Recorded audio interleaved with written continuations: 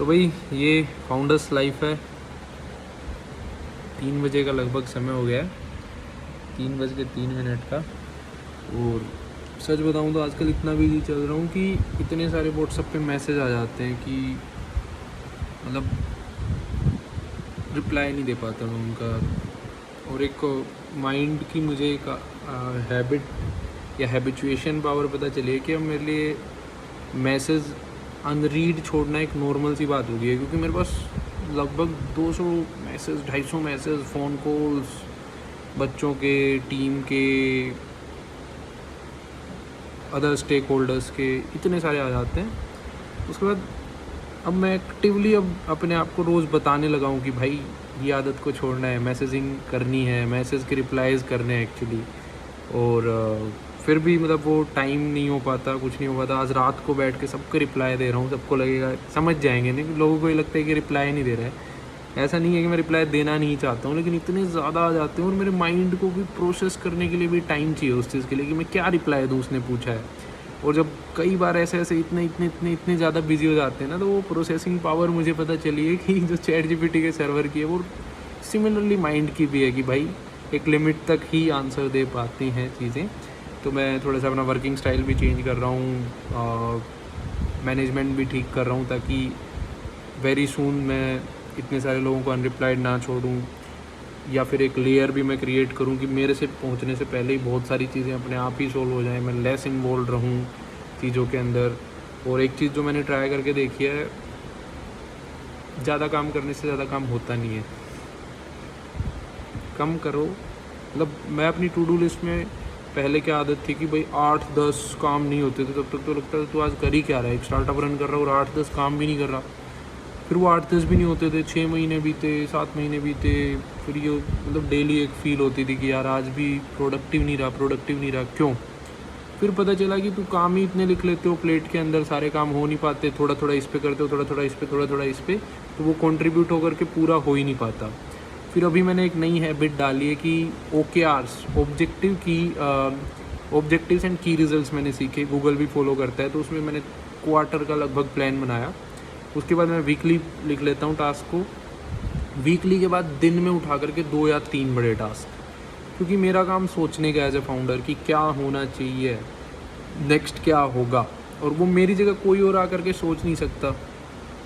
तो मैंने ये भी करा कि मैं बहुत ज़्यादा एग्जीक्यूशन में घुसा रहता था, तो बहुत ज़्यादा अगर मैं एग्जीक्यूशन में घुसा हुआ हूँ तो मैं सोच नहीं सकता, और मेरी जगह आके कोई और सोच नहीं सकता। एग्जीक्यूशन तो मेरी जगह कोई और भी कर सकता है। फॉर एग्ज़ाम्पल मुझे जो है कोई मार्केटिंग के कैंपेन्स रन करनी है, कैंपेन क्या होनी चाहिए उसके बारे में चीज़ें सोचनी है, बच्चों से बात करनी है, बच्चों की रिप्लाईज़ देने हैं, वीडियो के बारे में सोचना है, वीडियो क्रिएट करना है, ये अंदर जाके एग्जीक्यूशन के टास्क हो गए। लेकिन एक ब्रॉड लेवल पे कि द कंपनी नेक्स्ट क्वार्टर में कहाँ पे जाएगी, नेक्स्ट प्रोडक्ट हम क्या बनाएंगे, बच्चों की क्या समस्याएं मेन हैं जिनको हम एक बड़े विज़न के साथ सोल्व करेंगे, लंबे आने वाले समय के लिए परमानेंटली सोल्व कर देंगे।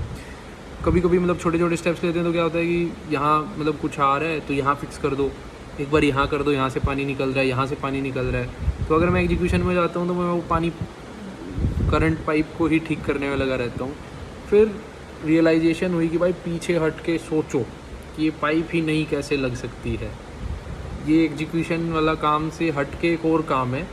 तो वो आजकल बहुत ज़्यादा मैं करने की कोशिश करता हूँ, अपने आप को फ्री रखता हूँ। भाई चलो हो गया 3 घंटे काम, 4 घंटे काम, और बहुत सारी क्वेश्चनिंग मैंने अपने आप से करनी चालू कर दी कि क्या मैं वो कर रहा हूँ, क्या वो मेरे से दूर हो सकता है, अगर मैं वो कर रहा हूँ तो मैं क्या नहीं कर रहा हूँ, उसके बदले में क्या छोड़ रहा हूँ मैं। और मतलब अपने आप को writing habits I have given, means बहुत मैं अपनी डायरीज़ में रफ वगैरह बहुत सारी चीज़ें लिखते रहता हूँ। कुछ भी समझ नहीं आता है 2-2 घंटे बैठ के कुछ भी लिख देता हूँ, वहाँ से कुछ ना कुछ फ्रेम करता हूँ। और फिर फ्रेमवर्क की एक पूरा वो डिफ़ाइन किया है कि what is the problem statement, इसके अंडर फिर प्रॉब्लम पहले रफ में कुछ भी लिख देता हूँ ना, फिर what is the problem statement लिखता हूँ वहाँ से कि भाई प्रॉब्लम स्टेटमेंट है क्या। फिर उसके बाद प्रॉब्लम स्टेटमेंट आइडेंटिफाई हो जाती है तो how this problem can be solve वो लिखता हूँ। 2-3 ऑप्शंस हो सकते हैं, 4-5 ऑप्शंस हो सकते हैं। फॉर एग्जांपल मुझे पीजी ऑनर्स को ऑनबोर्ड करना था, कई दिन तक तो समझ ही नहीं आ रहा था मुझे करना क्या है। फिर मैंने रफ में लिखा कि भाई मैं क्या चाहता हूँ, नेक्स्ट क्या होना चाहिए, ये वो कुछ बहुत सारे चीज़ें करी मैंने। फिर उसके बाद समझ में आया कि मुझे ऑन बोर्ड करने हैं। तो what is the problem statement कि we need to on board PG honours on DUBD app. उसके बाद ये हो गया। तो उसके बाद मतलब समझ आया कि भाई एक ऑप्शन है कि मैं अपनी ग्राउंड की टीम तैयार करूं जो जाके रीच आउट करेगी। दूसरा ऑप्शन है कि मैं उनका डेटा एक्सट्रैक्ट करके व्हाट्सअप पे ऑटोमेशन मैसेज भेजूं। तीसरा ऑप्शन है मैं गूगल एड्स चलाऊं, यूट्यूब इंस्टा एड्स चलाऊं। तो इस टाइप से बहुत सारे ऑप्शंस थे। तो what, how and which one would be the better होता है। ह्यूमन पावर आपके पास क्या है, रिसोर्सेज आपके पास क्या है, टाइम आपके पास कितना है। अगर आप ये करते हो तो ये नहीं करते हो, तो ये दोनों को चूज़ करने में आपके लिए बेस्ट क्या रहेगा आपकी कंडीशंस के according. So these type of things we need to think. फिर साथ ही साथ मुझे पता चला कि कई दिन से हमारी पूरी टीम भी एग्जीक्यूशन में घुसी हुई है, यार मार्केटिंग हेड और चीफ ऑफ स्टाफ। तो मैंने उनको भी यही क्वेश्चन किया बैठ करके कि गाइज मेरे साथ ये दिक्कत थी कि मैं सोच नहीं पा रहा था, मैं एग्जीक्यूशन में लगा हूँ। फिर वो बोले कि सुमित एक बात बताते हैं कि हम भी इसी चीज़ के थ्रू गुजर रहे हैं। तो मैंने बोला यार कि क्यों कर रहे हैं हम ऐसा, कि मतलब क्यों गुजर रहे हैं हम। तो पता चला कि हमने अपने आप को ब्रेक्स नहीं दिए थे, हमने अपने आप को पीछे हटा के नहीं देखा था। वो तो मैं गलती से गांव चले गया और कुछ ऐसा हुआ कि मेरे बैंक वालों ने 6 से 8 दिन लगा दिए वो बैंक का काम करने में। तो नेचुरली मैं दूर हो गया अपने काम से। तब मैं सोचा, मतलब गलती से दूर हुआ, तब मेरे को सोचने का मौका मिला कुछ चीज़ों को। और फिर वहाँ से मुझे पता चला कि मैं सोच ही नहीं रहा हूँ इतने दिन से, क्योंकि इतने सारे मैसेज, जैसा कि मैंने आपको बताया, इतने सारे काम, इतनी सारी मीटिंग्स। और मतलब अगर हम एक बार उस स्टेट ऑफ माइंड में चले भी जाते हैं तो फिर हमें वो ट्रूथ लगने लगता है कि वही सही है, वैसा ही चलेगी दुनिया, चेंज नहीं हो सकता। तो वो तो गलती से फिर नेचुरल कंडीशंस ऐसे क्रिएट हुई। एक बार मैं ऑपरेशन सिंदूर में अम्बाला एयरबेस में था उस टाइम पे। तो I was with my friend. तो वहाँ पे मुझे थोड़ा सा सोचने का मौका मिला, तो मैं आया नहीं यहाँ पे। उस टाइम पे वहीं रुक गया, मैं फ्रेंड के साथ था। तो मुझे 15 दिन वहाँ बिताने का मौका मिला। तब मुझे पता चला कि दिल्ली से अलग जा कर के दिमाग थोड़ा अच्छा चलता है। फिर मैं गाँव में गया, बैंक में वहाँ। तो फिर उसके बाद मैंने ये आदत ही अडोप्ट कर ली। तो काफ़ी बार बच्चे पूछते हैं, तो आज आई थॉट कि मैं एक रैंडम, बहुत सारी चीज़ें हैं जो लर्निंग्स हैं और मेरा मन होता है कि मैं बताऊँ। कुछ 1-2% लोग होंगे जिनको इम्पेक्ट कर सकती हैं ये चीज़ें, जो इस राह पे चल रहे हैं, किसी भी चीज़ की तैयारी कर रहे हैं, एंटरप्रेन्योरशिप जर्नी के अंदर लगे हुए हैं। दिस काइंड ऑफ थिंग्स जो है आजकल रिसेंटली आई हैव फेस्ड। और एक चीज़ मैंने वो स्टार्ट कर दी, रनिंग।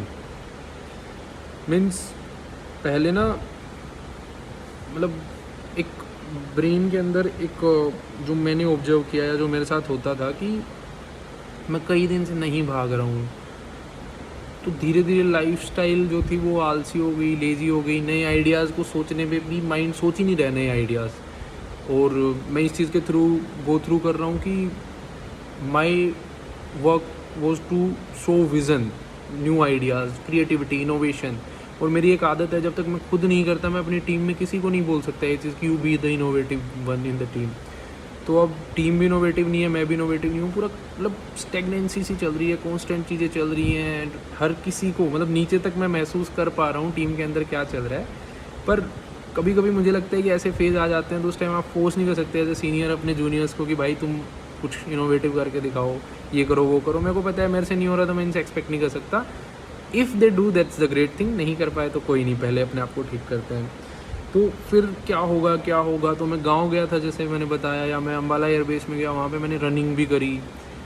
तो रनिंग से मुझे पता चला कि मैं अपने आप को पुश करना भी सीख गया कि नहीं, मतलब माइंड सीख गया उस चीज़ को कि भाई जब मैं रन कर रहा हूँ, मान लो मैंने 20 मिनट का टाइमर लगाया, 20 मिनट खत्म होने के बाद मैं स्प्रिंट मार रहा हूँ, सूट बोलते हैं हरियाणवी में।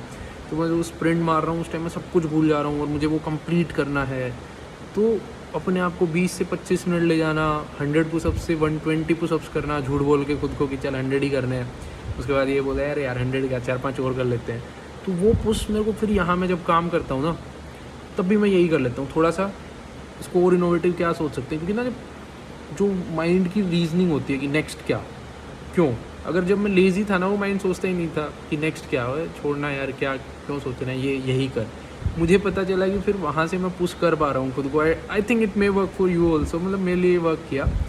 तो अब मैं अपनी रनिंग को भी थोड़ा मतलब 5 दिन 4 दिन कंटिन्यू रखता हूँ हफ्ते में, छूट गया मान लो किसी दिन तो मतलब नेक्स्ट डे करता हूँ, 2 दिन छूट गया तो नेक्स्ट डे करता हूँ। मतलब कई बार क्या होता है ना, हम ये बोल देते हैं भाई कल नहीं हुआ परसों नहीं हुआ तो नहीं कर रहे।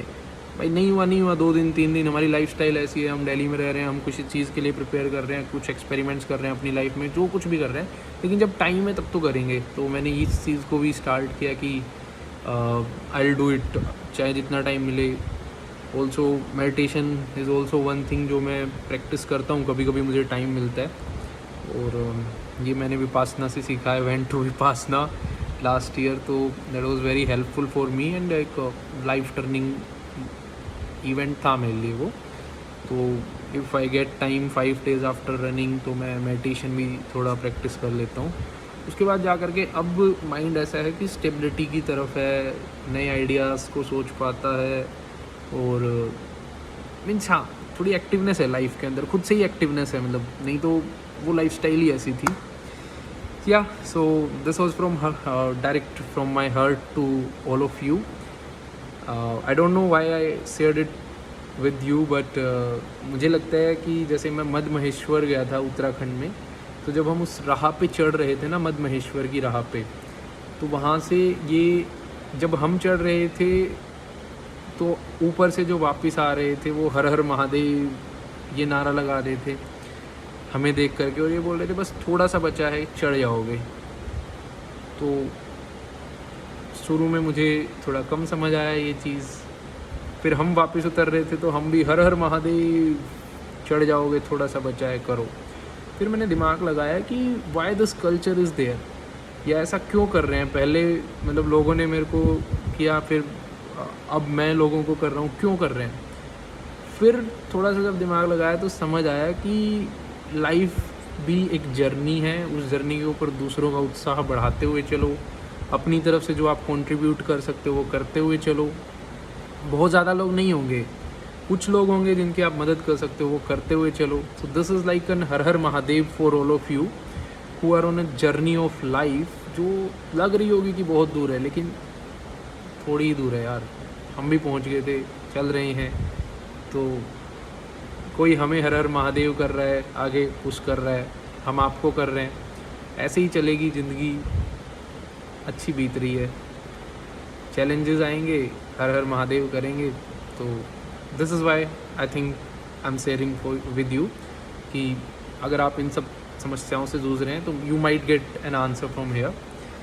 Okay, thank you, bye bye, मिलते रहेंगे। और आप भी अपने बारे में बता सकते हैं कमेंट्स में, और कभी अगर पर्सनली मिलना हो तो वो भी आप लिख सकते हैं, अपन पर्सनली मिल के भी चीज़ें डिस्कस कर सकते हैं। Thank you.